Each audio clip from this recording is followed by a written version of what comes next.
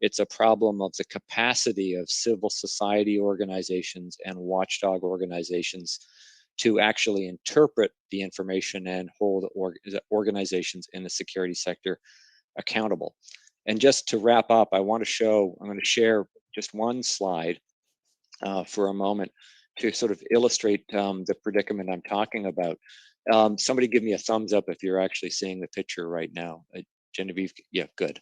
So these are two pictures that I took of about 20 years ago, and they are pictures of the Stasi archives in Berlin. The Stasi was the secret police of the East German government. Obviously, the Stasi ended their work when the East German regime collapsed, I believe in 1991.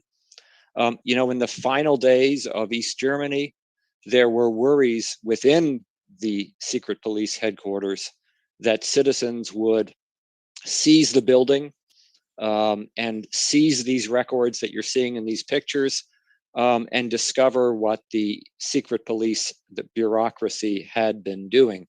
And as you look at these pictures, you can see the information was held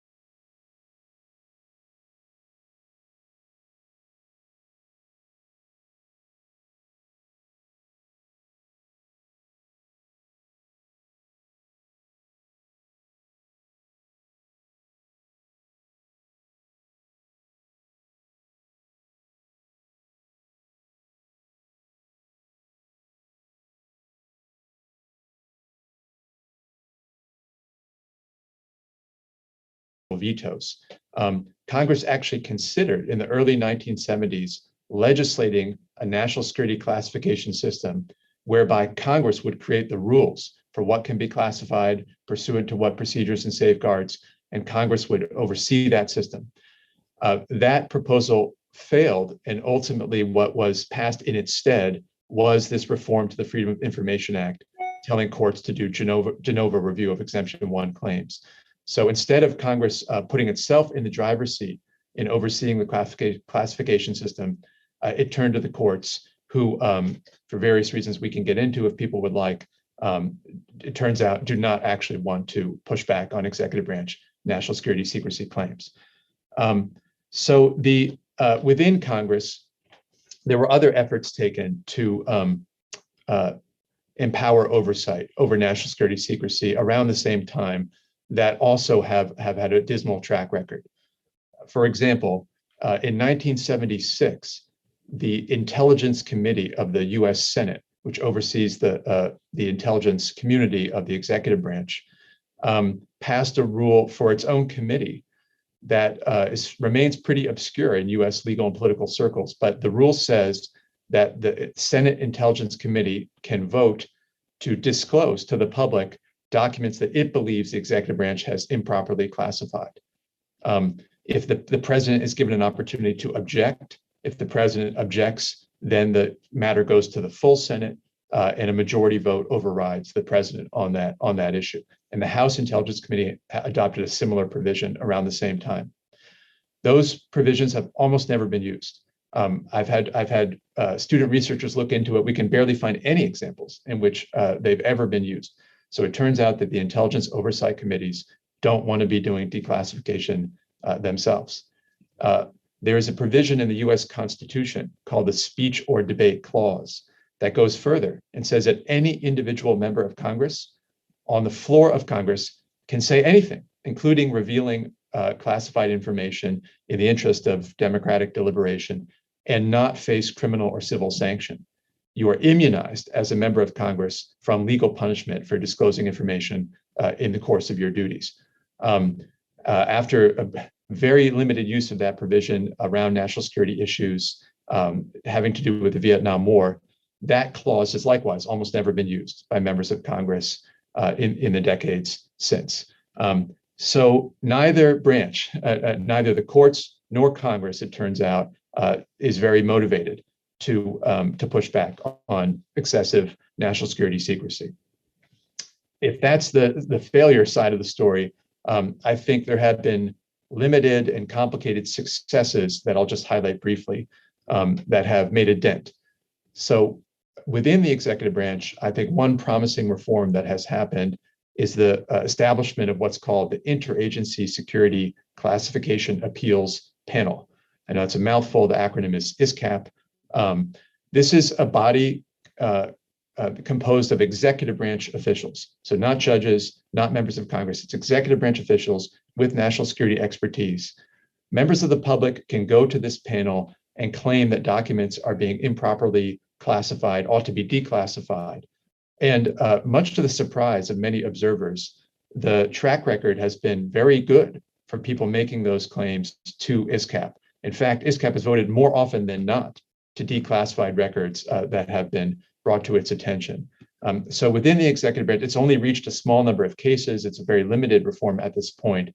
But it seems that executive branch officials, when forced to directly confront claims of overclassification, are actually more willing to recognize errors and excesses than perhaps less national security informed officials from the other branches. And second, the other way in which overclassification has been managed and to some extent mitigated in this country has been leaking. That is, with or without approval from higher level officials, executive branch employees going to the media and sharing details of activities that are happening, whether because they want to promote them and celebrate them or because they want to criticize them and flag potential legal or other problems. There is a massive amount of leaking to the media of national security secrets that happens in the United States and very low rate of criminal prosecution or administrative penalty for leakers. Partly this is a function of legal doctrines here that protect members of the media and allow them to publish basically whatever they can collect. And partly it's a function of executive branch self-restraint in not going after potential leakers as vigorously as it might. And so we've worked our way to a point where instead of one equilibrium where we have a narrow formal classification system and people learn through the routine channels of disclosure and declassification, we've really gone to another equilibrium where we have a massively bloated overclassification problem and then informal disclosure that cuts away at its edges. I'm not sure anyone would think that massive overclassification plus massive leaking is a first best solution to problems of national security secrecy, but it's the second best equilibrium we've groped our way towards. And I think it's one of the reasons that we've had such a stable problem of overclassification, and there hasn't been more of a momentum to reform it, is that leaking has emerged as a kind of backstop. So I guess I'll close by saying I think ideally one would have more robust oversight of national security secrecy by Congress and the courts and by auditors or inspectors general within the executive branch. In the absence of that, the US case perhaps suggests that you can at least have robust protections for media freedom to compensate for some of the deficits in the other branches where they exist. Thanks. Thank you, Professor Posen. We'll reach out to our final panelist, Professor Corrina Fertado Rodriguez. Thank you, Genevieve. Good afternoon. It's an honor to be a part of this webinar. My take on secrecy will be more focused on the security sector of Latin America and Brazil. But first, I have a disclaimer to make. The analysis and the opinions I bring to this debate are my own and do not necessarily represent the position of the Brazilian army or government. Now let's get started. Democracies, they need secrecy, but not just any kind. We need good secrecy, especially in defense and intelligence. We need a kind of secrecy that comes from transparent and accountable classification processes, with third parties able to assess trustworthiness and democratic legitimacy.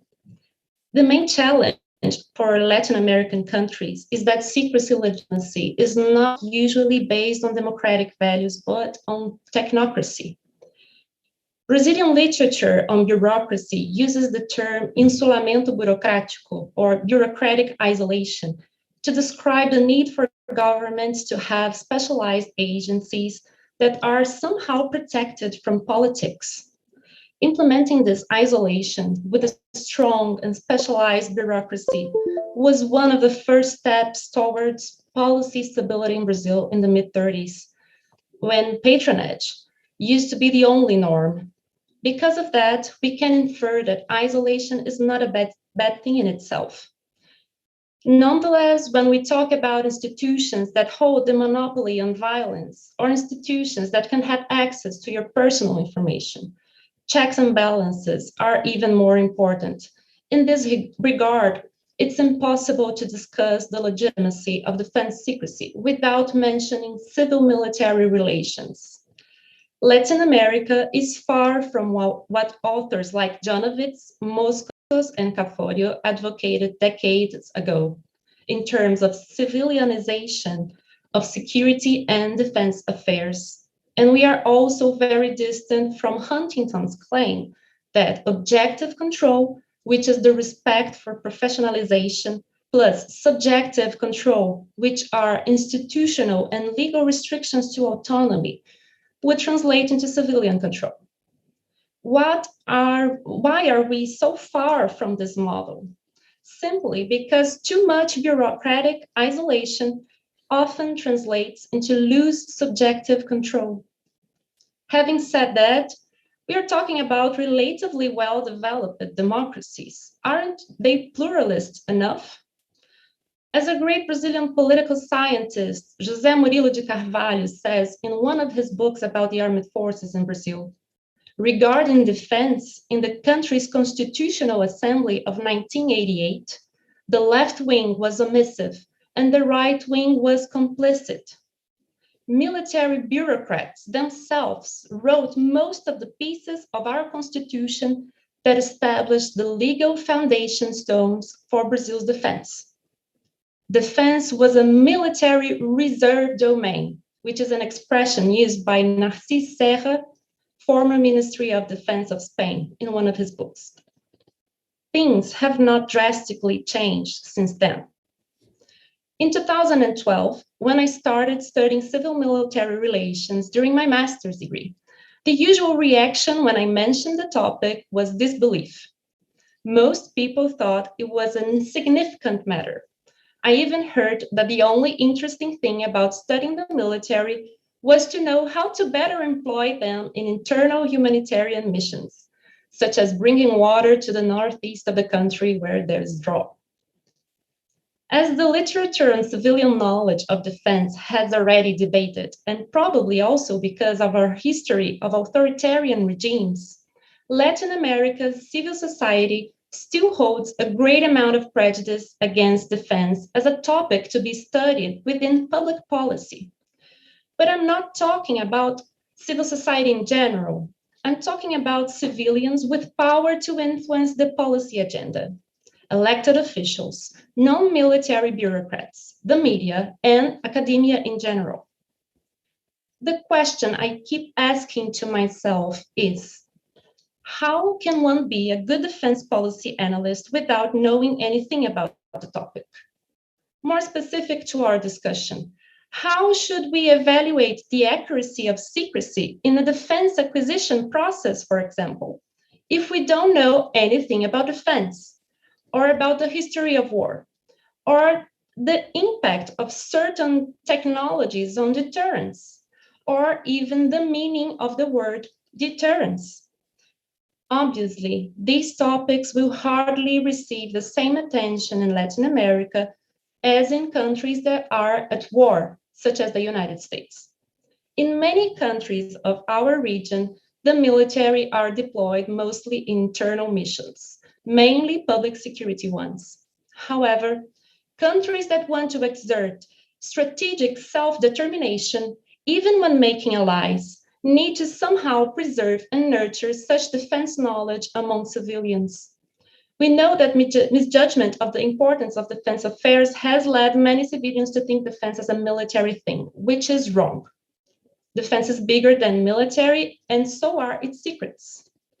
Thus, if we think about the management of state secrecy as a service to society, a part of a public good that needs to be efficient within the boundaries of democracy and integrity, we should talk about redesigning classification systems in such a fashion so they can, first, prevent classification flaws, whether due to over-classifying or under-classifying records. Besides being a way to hide illegal behavior, over-classification also entails a costly bureaucratic burden on public administration. Under-classification, on the other hand, can risk exposing sensitive information and, in and of itself, demonstrates inefficacy, which undermines deterrence. Second, make sure public military officials are well trained and have clear standards for establishing in which secrecy tier the records should be classified. That is to say, ensure adequate risk assessment. Third, provide de facto transparency after declassification, which relies on adequate management of archives that will safekeep these documents for decades and guarantee full disclosure of the content of declassified records with no omitted parts. Fourth, operate with a clear understanding of the boundaries between classification and personal data protection. It should be clear that public officials' actions while exercising the authority derived from their public position will necessarily generate public records, which are not subject to personal data protection restrictions. Fifth, have external control institutions. to ensure accountability of these processes with personnel equipped with the knowledge to understand what defense, intelligence, and classification really mean. This list is not exhaustive, and each country and region will have their specificities. However, balance and agreement between those who produce secrecy and those who ask for information is still a challenge. On the one hand, bureaucrats in general are suspicious of us. To better regulate and control cases such as the ones I just mentioned, regulators need to understand the functioning of these institutions.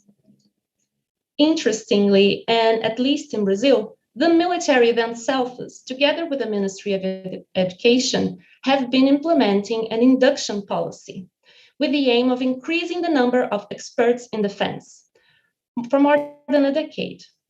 This policy's objective is to expand postgraduate programs, research grants, and fellowships focused on defense affairs.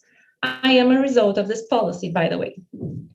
We now have a considerably wide academic community studying the topic, who hopefully will be able to develop the still absent pluralism in the way of thinking defense and consequently promoting changes in transparency and classification systems. The question that remains is, will there be seats at the table for these experts? Without civilian ministries of defense and civilian careers in such ministries and single forces, and without independent defense think tanks, isolation will continue to triumph and new approaches to classification systems will be merely formal. Thank you for your attention. Thank you so much. And thank you all for your great contributions to the conversation. We have a series of questions that have popped up from our organizers and also from some audience members. And I'm going to start with a very broad conceptual question that I will throw out to the group. And then I hope we can have a relatively informal conversation around this. And that is, does the information classification system impose obstacles to democracy promotion? As a second part of this question, to what extent does state secrecy impact accountability? Very broad. I hope one of you can just jump in on this one.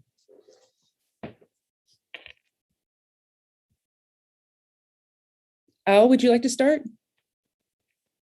I'm not quite sure how to approach the question. State secrecy is a necessity, but also a problem. Let's concede that agencies in the security sector of government need to preserve secrets for some purposes in order to accomplish legitimate national interests. But excessive secrecy is dangerous. It's dangerous for the sort of prosaic reasons that bureaucrats, being bureaucrats, may sometimes spend too much money or manage their activities imprudently. There is also the other consideration that bureaucrats are engaged in the making of public policy. They're formulating policies. In a democracy, we're supposed to have public input in the crafting of key public policies, and it's impossible for the public to participate in a meaningful way in making public policy unless they have access to certain kinds of information about how a policy is likely to work.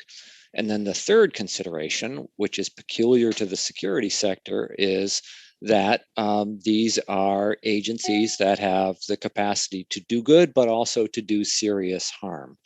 And harm to individuals both inside the country and outside.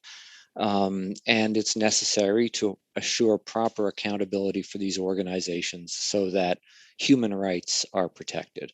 So those are the sort of range of considerations why we need to make sure that there is a balancing of the considerations that justify secrecy and the considerations that justify transparency, and a balancing that is done by some independent third party that has the capacity to see the information and make the right calculation. Thank you so much. Sorry for putting you on the spot there. Oh, no worries. I might just add briefly that I agree with everything Professor Roberts said, that I think the secrecy norms and rules for the security sector also inevitably spill over into other sectors. What I have in mind is in the in countries like the United States, where it's very hard to get access to national security information, the Freedom of Information laws make it relatively easy to get information from the non-national security parts of government. So the domestic regulatory agencies that look at public health, civil rights, and the like, they are overwhelmed by Freedom of Information Act requests, congressional demands for information, and the like. And they are constantly generating scrutiny. Whereas the national security agencies are largely insulated from those same mechanisms due to their exemptions and special secrecy rules. Actually, by the same token, powerful private companies are excluded from our main Freedom of Information laws. They're just outside of the scope of the Freedom of Information Act. So there has been a documented evolution in investigative journalism in the United States toward the domestic regulatory agencies, where they are constantly subject to exposés, criticisms, and takedowns for their alleged bad behavior or bloated spending or the like. But by contrast, the national security state and powerful private sector actors aren't subject to that same kind of oversight from civil society and the media. So the problem, I would just to put it in a slightly larger context, isn't only insufficient access to national security information. It's that all of the resources of the media and civil society to figure out and attack what government is doing get channeled to other parts of government in a way that, if you want kind of robust government intervention in the economy, public health, and the like, and you worry about the violent components of the state, might look exactly backwards to you. Thank you. Professor Rodriguez, did you want to add anything to that?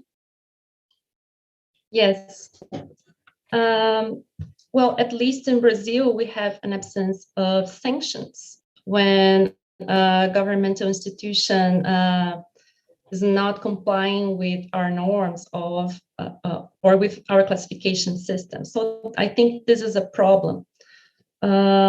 Politicians are not really interested also in knowing the national defense secrets. So it gets even harder for us to have a really democratic classification system. And our watchdog institutions, they really have some specific knowledge on defense, but they have to audit so many institutions that it's really hard for them to really focus on national security secrecies. Only that. I know that the Federal Court of Auditors, they have a sector specialized in defense, and they have evaluated with full disclosure all our strategic projects.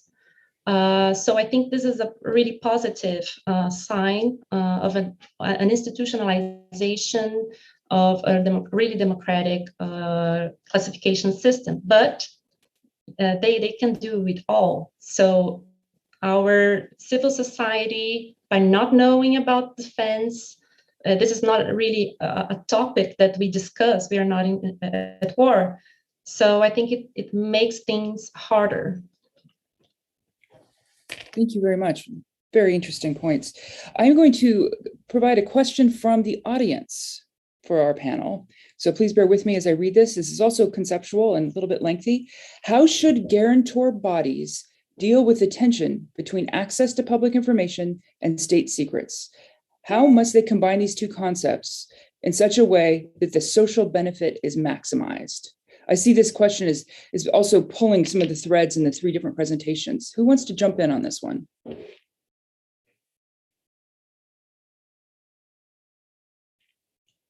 Well, all right, maybe I'll bite and just say that, again, drawing on the US example, it seems to me that there's been a rough consensus on the criteria for withholding information for quite a while.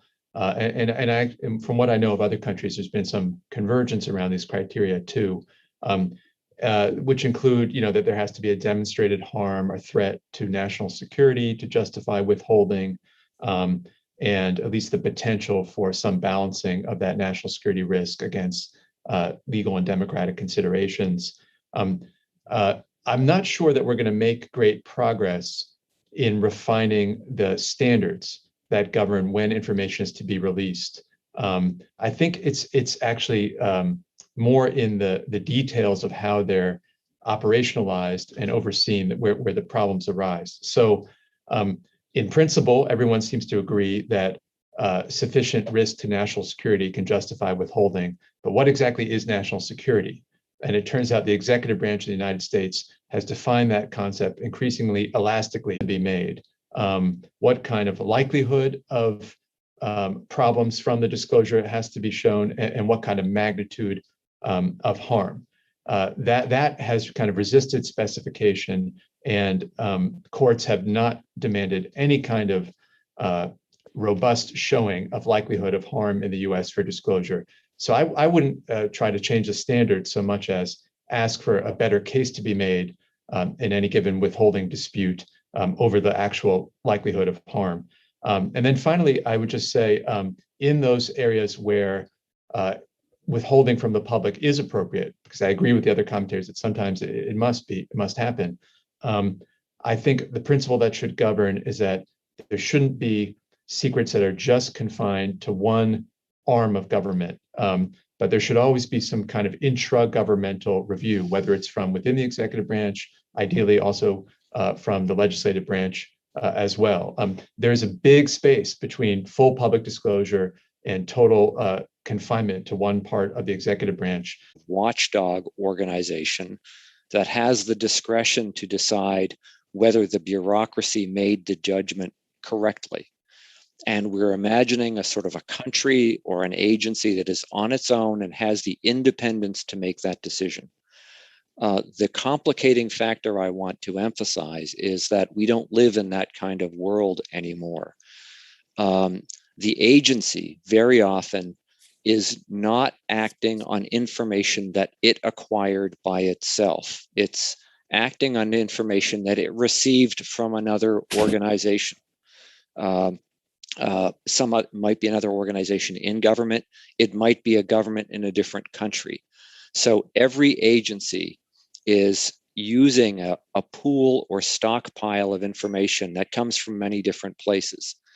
And when the agency acquires this information from other agencies, it makes agreements with these other agencies about what it will do with the information. And usually the agreement is that it will never disclose the shared information without the consent of the government that gave the information. Originator control of the information. So the agency has surrendered its discretion to make a decision about whether it will release the information. And similarly, the watchdog, the referee, the umpire, is also constrained in the ability to override the agency's decision.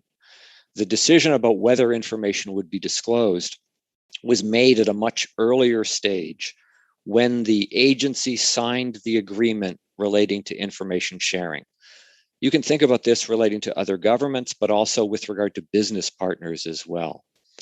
So we want to know about the information sharing regime. We don't want to just focus on specific decisions about the disclosure of information. We want also to know what are agencies agreeing to when they sign these agreements on information sharing, because that constitutes part of the sort of informal law of access to information. So one of the things we want watchdog organizations to do and civil society organizations to do is not just monitor specific disclosure decisions, but also monitor what agencies are doing or agreeing to in these information sharing arrangements. Thank you. Professor Rodriguez, did you want to add? Yes. There are some mechanisms that already work well in developed countries that, for example, in Latin America, we might use them better in order to promote this balance between secrecy and the benefits of secrecy. For example, in many countries, the transparency of budgets is really, really low. And it's a really basic feature to know a country's budget on defense and intelligence. And we are not talking about specificities of the budget that could harm intelligence, but there are budgets that are classified ex ante. So these mechanisms, they could enhance this evaluation about the benefits of classification, because in the way they are in Latin America right now, really few countries have this better transparency in budgetary issues. So an eternal secrecy, at least for national documents that didn't come from other countries, should not exist. Society should be able to have access to them one day. And we know that, for example, Mexico, the national security law overrides the freedom of information law. So we have all these institutional improvements that we can still make that would give better answers to this question. Oh, thank you. That's an excellent answer. I want to pull a thread that David brought up about leaking and the role of leaking, and as to press the point, whistleblowing and its relationship to secrecy. Do individuals have a moral responsibility to leak or to be whistleblowers when they see transgressions in the security space? What do you think?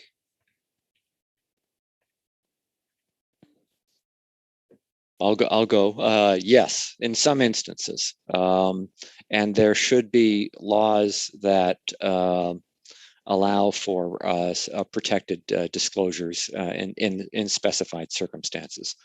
The question of, and this is not, I want to emphasize my main area, but you want to have a regime, a legal system that allows individuals under specified circumstances to make disclosures if they see, for example, human rights abuses or some other sort of misbehavior.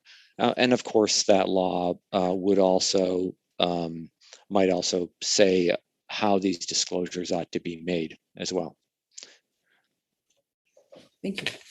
I might just, I agree with everything Professor Roberts said, and note that I might have added to my catalog of failures in the US ongoing saga of attempts to rein in overclassification, whistleblower protection statutes. So there has been a proliferation of whistleblower protection laws in this country since the 1970s, but much less so in the national security space. And study after study has found that the whistleblower laws are not as effective in the security sector for various reasons. They all say that you have to go first to your own agency with your concerns, and then potentially to a relevant congressional oversight body.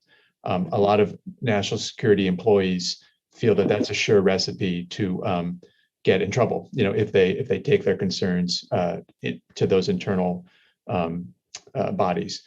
You're never allowed to go to the media with your concerns if you're a national security employee. So I think there's a lot we could do to make whistleblower protection laws more favorable to national security employees.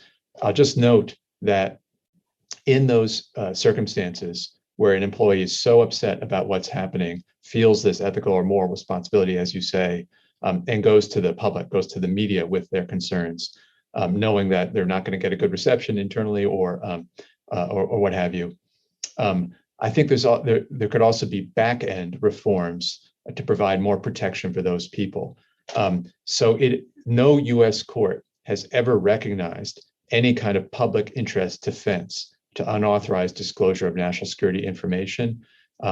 I think there are ways you could allow people who assume the risk of making an unauthorized disclosure that they feel is necessary to try to defend what they did, or at least mitigate the consequences by making an argument that it was sufficiently in the public interest to do so. So to have judges recognize that kind of, it could be done as a full defense or just as a mitigating factor in sentencing, I think would be a healthy corrective on the back end. Thank you. The final word goes to Professor Rodriguez. I apologize for putting you at the end for every question. No problems. In Brazil, we have no specific legislation regarding whistleblowing, but we have a military justice, a whole system of military justice that should be the responsible for judging these cases. And among scholars, is not there's no agreement if this military justice should exist or not. But I think it reveals a power, it reveals a political power from the armed forces to maintain it, even if we are not at war. So I can't foresee any approval of this type of legislation here in Brazil. And we don't leak that much, at least in national security topics. Maybe in other bureaucratic topics of the armed forces, there's leak, but not about national security secrecies. So I think it lacks jurisdiction, a past history for me to judge, but I don't see it coming, a whistleblowing protection legislation. Thank you so much. Thank you all for a great conversation. I think we've addressed several of the main issues in the space of secrecy, and particularly in national security. Thanks again. Thank you. Thank you. Thank you.